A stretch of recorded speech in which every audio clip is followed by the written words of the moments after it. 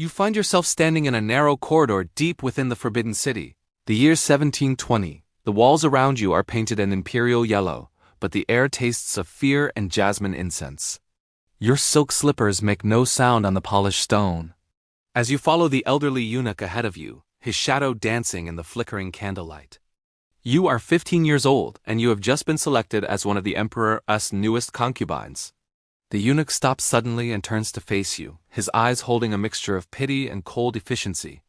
"Listen carefully, child," he whispers, his voice barely audible above the distant sound of water trickling from ornamental fountains. "What I'm about to tell you will determine whether you live or die in this place. These are not mere customs or traditions. They are the invisible chains that bind every woman who enters the Son of Heaven's bedchamber." Your heart pounds against your ribs as you realize that everything you thought you knew about imperial luxury and honor was a beautiful lie. The real rules of the harem are about to be revealed, and they are stranger and more terrifying than anything you could have imagined. Before diving into these forgotten stories of survival and suffering, if you enjoy learning about the hidden truths of history, consider hitting that like button and subscribing for more content like this. And please comment below to let me know where you're listening from. I find it incredible that we re-exploring these ancient stories together from different parts of the world, connected across time and space by our shared curiosity about the past. The first rule they teach you is the most fundamental. You must never, under any circumstances, turn your back to the Emperor. This seems simple enough until you realize what it actually means when the Son of Heaven enters his chambers. You must somehow maneuver yourself so that you are always facing him. Even as you undress, even as you move about the room, even as you perform the most intimate acts. The women who came before you have developed an almost supernatural ability to move sideways, to pivot, and glide like dancers, never once allowing their spine to face the man who holds their life in his hands. But why? The answer lies in the paranoid mind of absolute power. An emperor who rules over 300 million subjects knows that death can come from anywhere, even from the soft hands of a beautiful woman, a concealed needle, a hidden blade, poison under the fingernails. These are the weapons that haunt the dreams of the most powerful man on earth. Your back turned toward him represents a moment of vulnerability, where anything could be hidden, anything could be drawn. You learn this lesson from watching a male in a concubine who has survived 3 years in the harem. She moves through the emperor's chambers like water, never abrupt, never showing her back when she needs to reach for something behind her. She turns in a graceful arc, her eyes never leaving the emperor's face. When she removes her robes, she does so with a fluid motion that seems choreographed, each garment falling away while she remains in an eternal state of partial genuflection. The second rule is even more disturbing. You must never speak unless spoken to, and when you do speak, you must refer to yourself in the third person. You are not I, you are this unworthy slave or this lowly concubine. Your individual identity, your sense of self must be erased the moment you enter his presence. The emperor does not make love to people. He makes love to vessels, to objects that exist solely for his pleasure. This linguistic orisha goes deeper. The mere protocol it rewires your brain, forces you to think of yourself as something less than human. Within months, many concubines find that they cannot even think of themselves as i.e., when they are alone, they have become fragmented beings, their very thoughts colonized by the grammar of submission. The third rule involves your eyes, and it is perhaps the most psychologically devastating of all. You must never look directly into the emperor's eyes during intimacy. Your gaze must be fixed on a point just below his chin, creating the illusion of submission while avoiding the dangerous territory of genuine eye contact. But this is not about respect. It is about preventing the emperor from seeing your soul. And more importantly, preventing you from seeing his eye. Contact creates intimacy, and intimacy creates complications. The emperor must be able to use your body without confronting your humanity. If he sees the fear in your eyes, the pain, the desperate longing for home, he might hesitate. If he sees the intelligence burning behind your gaze, he might begin to wonder what you are thinking, what you are planning. And if you see him to his eyes, you might discover that the Son of Heaven is just a man lonely and afraid, desperately trying to prove his divinity through the conquest of women's bodies. But the most twisted aspect of this rule is what happens when it is violated. If you accidentally meet his gaze, you must immediately prostrate yourself and beg forgiveness, not for disrespect, but for the presumption of treating him as an equal. The punishment for repeated violations is not death, but something worse. You are sent to serve in the quarters of the eunuchs, where you will spend the rest of your life as a reminder to other women of what happens when you forget your place. The fourth rule governs the most intimate moments of all during the act itself. You must maintain complete silence unless the emperor specifically commands you to make noise. But this is not about discretion or modesty. It is about control. Your pleasure, your pain, your very breath must be regulated by his will. If you cry out spontaneously, you're acknowledging that you have an independent physical response, a body that exists beyond his control.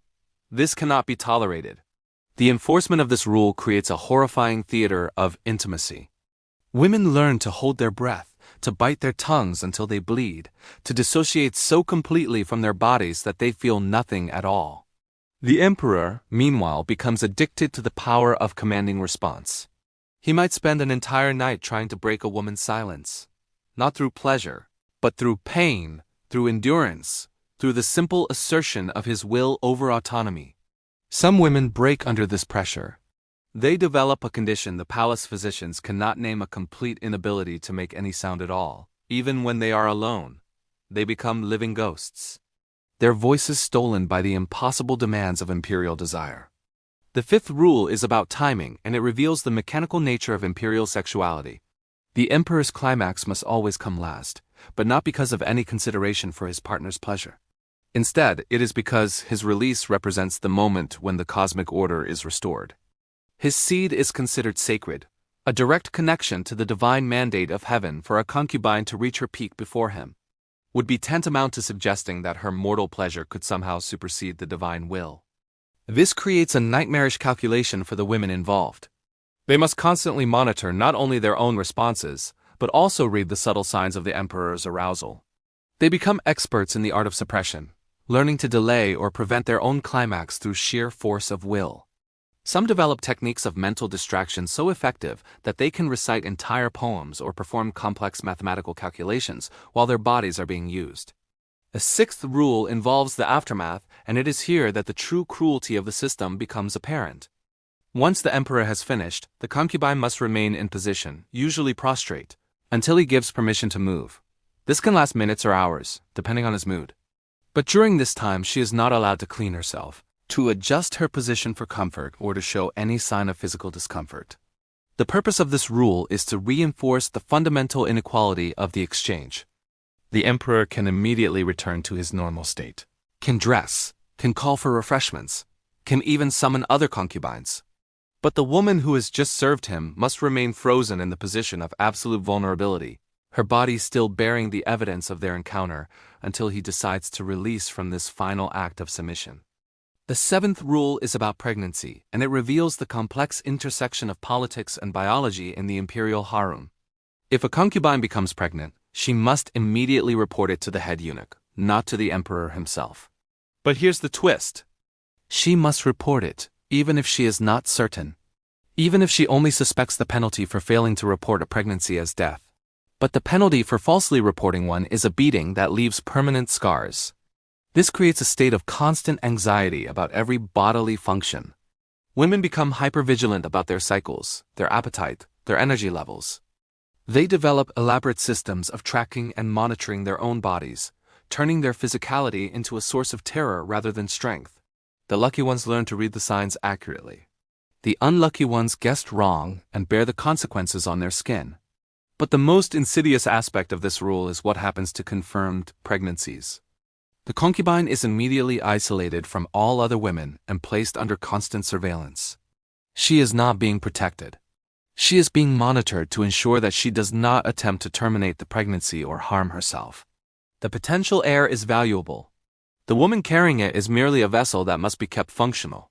The eighth rule concerns the presence of other women, and it reveals the calculated way that jealousy and competition were weaponized in the Imperial Harem.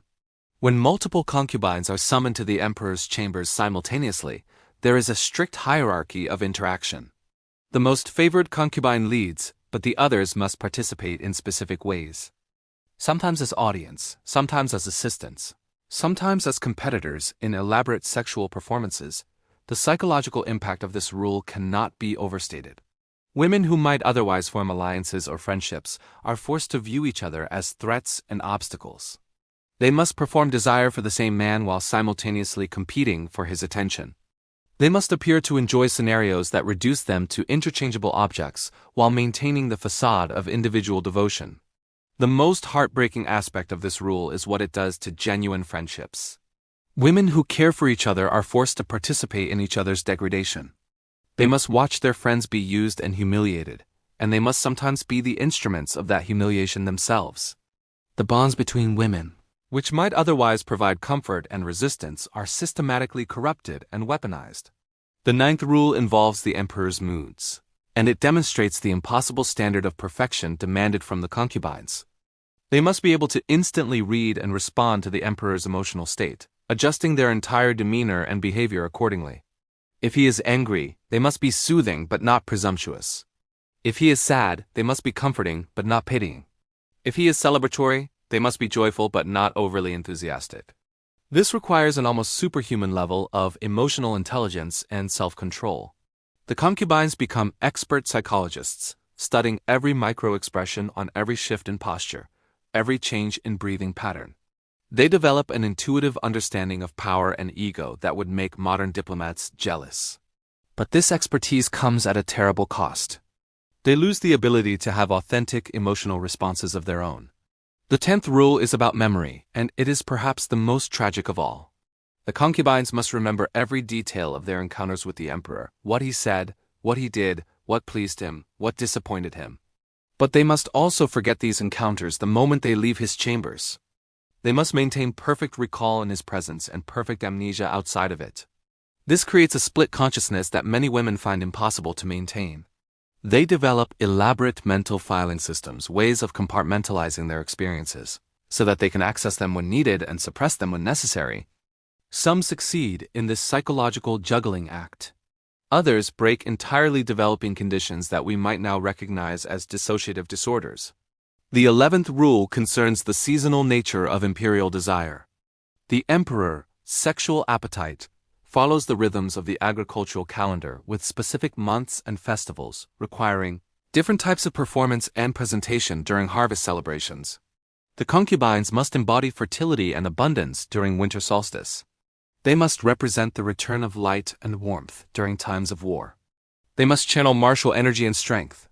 This means that the women must constantly reinvent themselves, becoming living representations of abstract concepts rather than individual human beings.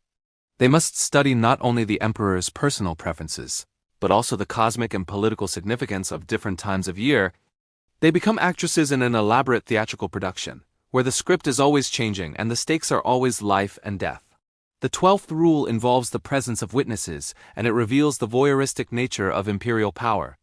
Certain encounters must be observed by eunuchs or senior concubines, not for the emperor's pleasure, but to ensure that the rules are being followed. These witnesses are required to report any violations, any signs of genuine emotion, any evidence that the concubine is experiencing the encounter as anything other than a sacred duty. This creates a terrifying panopticon of sexual surveillance. The women never know when they are being watched, never know who might be reporting on their performance. They must maintain the facade of perfect submission, even when they think they are unobserved, because the consequences of being caught in a moment of authenticity are severe. The 13th rule is about gifts and rewards, and it demonstrates the psychological manipulation at the heart of the harem system. The emperor occasionally bestows presents on his concubines, jewelry, silk delicacies, but these gifts come with invisible strings attached. Accepting a gift means accepting a debt that can never be repaid. The concubine must express gratitude not just for the gift itself, but for the honor of being chosen to receive it. More insidiously, the gifts are used to create hierarchies and jealousies among the women. The concubine who receives a valuable present becomes a target for resentment from others. But refusing a gift is seen as an insult to the emperor's generosity. The women are trapped in a system where every kindness is a weapon and every reward is a punishment. The 14th rule involves the concubines' families, and it reveals the true scope of the harem's control. The women's relatives are essentially held hostage to ensure their compliance. But the threat is not just against their lives, it is against their honor, their social standing, their ability to marry and have children. The concubine who displeases the emperor does not just risk her own death. She risks the destruction of everyone she has ever loved. This creates a psychological burden that extends far beyond the walls of the Forbidden City. The concubines carry the weight of multiple generations on their shoulders. They must perform not just for their own survival, but for the survival of their entire family line. The system ensures that even in their most intimate moments, they are never truly alone. The faces of their parents, their siblings, their future nieces and nephews are always watching. The 15th rule concerns aging, and it is perhaps the most inevitably tragic of all. As the concubines grow older, they must find ways to maintain their appeal without appearing to try too hard. They must age gracefully, but not noticeably. They must accept their diminishing status while still competing for the emperor's attention. They must mentor younger concubines while knowing that these same women will eventually replace them. The beauty rituals become increasingly desperate and dangerous. Women use lead-based cosmetics that poison their skin. They undergo painful procedures to maintain their youthful appearance. They develop eating disorders and exercise compulsions in their attempt to hold back time. The lucky ones die young before they have to face the slow degradation of their value in the emperor's eyes. The 16th rule involves death, and it brings us to the darkest corner of the harem system. When an emperor dies, his concubines face a choice that is not really a choice at all. They can volunteer to be buried with him, ensuring that honor and their family's security, or they can live on as widows forever marked by their association with a dead ruler never able to remarry or have children of their own. The preparation for this final rule begins from the moment a concubine enters the harem. She must cultivate a relationship with death, must learn to see it not as an ending but as a fulfillment of duty. She must write letters to her family, explaining her choice, must compose poetry about her devotion, must participate in her own mythology, even as she prepares for her own destruction. The 17th rule is about resistance, and it is here that we see the incredible strength and ingenuity of the women who survive this system. Despite everything designed to break them, they found ways to maintain their humanity, their connections to each other, their sense of self. They developed secret languages, coded conversations, hidden rituals that allowed them to remember who they were beneath the roles they were forced to play. Some forms of resistance were subtle, a glance held too long, a song hummed just slightly off key, a way of arranging flowers that spelled out messages in a language only other concubines could read. Other forms were more dramatic. Elaborate suicide plots, escape attempts, secret pregnancies that were hidden from the palace authorities. The women who attempted these acts of rebellion knew the consequences, but they chose to risk everything for moments of authentic choice. The 18th rule concerns love, and it is the most complex and heartbreaking of all. The concubines are forbidden from feeling genuine affection for the emperor, but they are also forbidden from not feeling it. They must simulate love so perfectly that it becomes indistinguishable from the real thing. But they must also maintain enough emotional distance to survive the inevitable rejection and replacement. This creates a psychological tightrope that few women can walk successfully. Some fall into genuine love and are destroyed by it. Others maintain such complete emotional detachment that they become incapable of feeling anything at all. The rare women who find the perfect balance between simulation and protection often pay for this skill with their sanity, becoming performers so accomplished that they lose track of their own authentic emotions. The 19th rule involves the emperor's death, and it reveals the ultimate disposability of the concubines' lives. When the son of heaven dies, the women who have served him become dangerous reminders of the previous regime. They know too much. They've seen too much, represent too much of the old order. The new emperor must either eliminate them or find ways to neutralize their influence. The lucky ones are sent to remote temples to live out their days as Buddhist nuns. The unlucky ones simply disappear, their fate recorded in no official documents. The truly unfortunate ones are kept alive, but relegated to the lowest levels of the palace hierarchy, serving as warnings to the new generation of concubines about the temporary nature of imperial favor. The 20th and final rule is about forgetting, and it brings us full circle to the beginning of our story. The women who survive the harem system must learn to forget everything they have experienced, everything they have seen, everything they have been forced to do. They must become blank slates, empty vessels ready to be filled with new purposes and new identities. But forgetting is not erasure. The memories remain very deep in the body and the unconscious mind. They surface in nightmares and sudden moments of panic, in the inability to trust or love or believe in their own worth. The women carry these invisible scars for the rest of their lives, walking reminders of a system that valued their beauty more than their humanity. As you stand now in that same corridor where we began, older and wiser and infinitely more tired, you understand that the strange bedroom rules of the Imperial Harem were never really about sex at all. They were about power. The power to reduce human beings to objects, to transform love into performance, to make survival contingent on the complete surrender of self. The eunuch who first whispered these rules to you is long dead, buried in an unmarked grave like so many others who served the Forbidden City. The emperor you knew has been replaced by his son, who has been replaced by his son in an endless cycle of power and submission. But the rules remain passed down like a secret language from one generation of women to the next. You have survived by forgetting how to be human and learning how to be a shadow. You have mastered the art of appearing to exist while actually disappear. You have become an expert in the performance of desire, the simulation of submission, the careful navigation of a world where a single misstep can mean death. And now, as you prepare to whisper the same rules to another frightened 15-year-old girl, you realize that you have become the system you once feared. You are the chain that connects the past to the future, the keeper of knowledge that should have died with the last emperor. You are the reason the strange bedroom rules will never truly disappear, no matter how many dynasties rise and fall. The girl standing before you has the same wide eyes.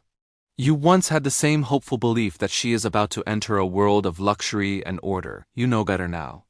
You know that she is about to enter a world where the strangest rule of all is that in order to survive, she must learn to forget that she was ever human at all. In the flickering candlelight, you begin to speak, your voice carrying the weight of centuries, your words weaving another invisible chain and the endless cycle of power and submission that defines the Imperial Harem. And somewhere in the distance, you can hear the sound of water trickling from ornamental fountains. The same sound that welcomed you to this place so many years ago. The same sound that will welcome countless other girls in the years to come. The rules never change. Only the faces do.